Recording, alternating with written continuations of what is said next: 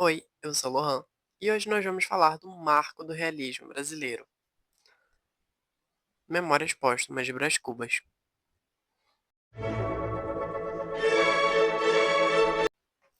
Vocês sabiam que esse livro ele foi escrito como uma resposta a Asa de Queiroz?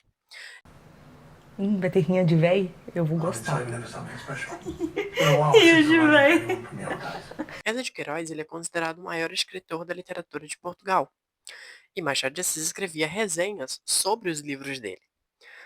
Asa de Queiroz lançou o livro O Primo Basílio, e Machado de Assis escreveu uma resenha não muito positiva sobre esse livro. Asa de Queiroz respondendo, falou: se você é tão bom, Machado de Assis, escreve um livro melhor. E Machado de Assis foi lá e fez, gente. Ele fez um dos livros que é um dos mais importantes da literatura brasileira, que é Memórias Póstumas. O livro ele já começa te chocando pela dedicatória dele. Abre aspas. Ao verme que primeiro roeu as frias carnes do meu cadáver, dedico, como saudosa lembrança, essas memórias póstumas. Você não precisa ser nenhum gênio e nem ter lido muitos livros para saber que geralmente dedicatórias as pessoas colocam a parentes, a amigos, a figuras importantes historicamente. Por exemplo, esse livro eu dedico ao presidente, esse livro eu dedico ao rei, à rainha, etc. Machado se dedica aos vermes. Por que não? O narrador ele inicia te contando os últimos dias de Brás Cubas. E você inicia sentindo muita pena dele, porque no velório dele apenas apareceram 11 pessoas. E nos dias finais da vida dele, a única pessoa que esteve ao lado dele foi Virgínia. Guarda esse nome, ele vai ser importante lá na frente. Machado de Assis, ele compara a própria escrita dele com um bêbado contando uma história. Você nunca sabe o que esperar. Então ele para o que ele está te contando e te conta o nascimento e a infância de Brás Cubas. E toda aquela pena que você sentia por aquela pessoa desaparece. Porque ele, o menino, era o cão. Ele era mimado, ele era metido, ele era arrogante, ele era atentado. Ele era parecia uma criança tirada de um filme de terror. Essa criança virou adolescente. Eu imediatamente tenho crise de ansiedade. E na adolescência, ele se apaixonou por uma espanhola. Uma mulher da Espanha, simplesmente poluída. E ele está tão apaixonado por essa mulher que ele enche ela de joias e presentes e se endivida de maneiras inimagináveis. O pai dele, vendo o monstro que criou, Quem criou esse monstro? fala: você vai estudar na Europa, você vai largar essa mulher e vai estudar na Europa. Brás Cubas, o que ele decide fazer? Convidar a mulher para ir com ele. Como ele faz isso? Comprando mais uma joia fiada. O pai chama o irmão de Brás Cubas e eles dois sequestram o Brás Cubas e colocam ele num barco para ele ir para a Europa sem fazer nenhuma dívida. Brás Cubas ele vai, ele estuda, ele se dedica e ele decide ficar por lá mesmo. Ele recebe uma carta dizendo: sua mãe está muito doente, volta para o Brasil, passar esses últimos dias com ela. Brás Cubas volta para o Brasil e passa esses últimos dias com a mãe dele até o momento que ela falece. Eles todos ficam muito devastados, então eles vão fazer o quê? Chorar na casa dos campos que eles têm. O pai, para animar o filho, fala: olha, eu tenho duas propostas: um cargo político e uma pretendente. Adivinhe quem é a pretendente? Virgínia. Eu falei que era importante esse nome. Brás Cubas ele é tão competente que ele perde o cargo político e Virgínia se casa com outro, se casa com Lobo Neves. O pai fica tão desgostoso que morre também. Virgínia passa um tempo em São Paulo e quando ela volta, ela tá mudada, até filho com o Lobo Neves ela já tem. E Brás Cubas começa a olhar para ela com outros olhos. E ela também começa a olhar para ele com outros olhos.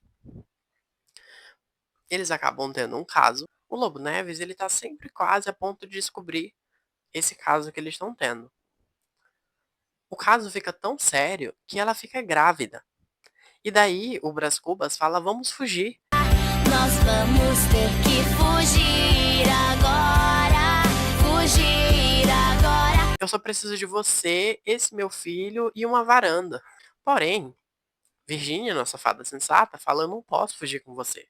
Eu tenho outro filho com o Lobo Neves. E eu também não posso levar o menino comigo, porque senão o Lobo Neves vai ir atrás. Então eu vou dizer que esse menino ele é do Lobo Neves. Bom, pois muito que bem. Ela acaba perdendo a criança e o Lobo Neves acaba recebendo uma promoção num cargo político e eles acabam tendo que ir para outra cidade. E daí a gente tem esse momento de despedida, com drama e tudo mais. E o Brás Cubas ele pula um muro para reencontrar a amada e etc. Que romântico, né? Ela pula a cerca, ele pula o muro. Brás Cubas ele reencontra um amigo dele de infância, que agora ele tá pobre, ele virou mendigo, e o nome desse amigo dele é Quincas Borba. Guarda também esse nome porque ele vai ser muito importante para o nosso próximo romance. Brás Cubas ele tenta um cargo político, mas ele acaba perdendo. E depois ele reencontra novamente o amigo dele. E esse amigo dele agora já não tá mais pobre. Ele recebeu uma herança de um tio dele que faleceu e ele deixou essa herança para ele. E ele vai pegar esse dinheiro e trabalhar e fazer alguma coisa? Não. Ele virou um filósofo humanitista.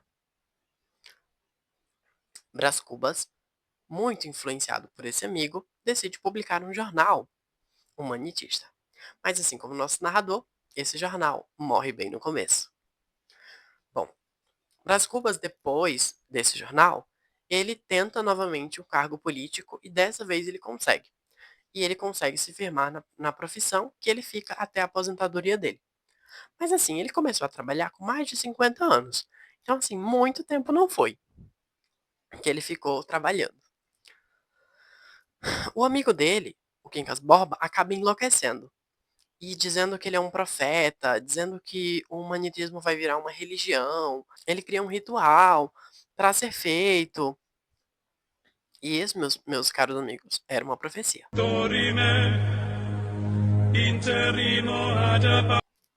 A espanhola do início do livro, ela também acaba falecendo.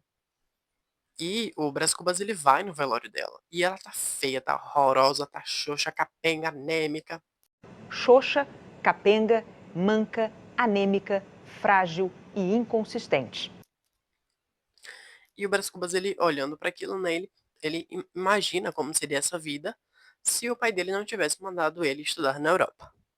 Depois desse acontecimento, desse velório, a gente volta a ver o narrador narrando mais uma vez os acontecimentos que ele narrou no início do livro, né, os últimos dias de Brás Cubas e, por fim, a morte dele mais uma vez. Gente, um livro 10 de 10, super recomendo. Se você chegou até aqui, esse vídeo para aquele seu amigo que ama literatura ou aquele que odeia literatura, para aquele que ama ler ou para aquele que odeia ler. E tchau!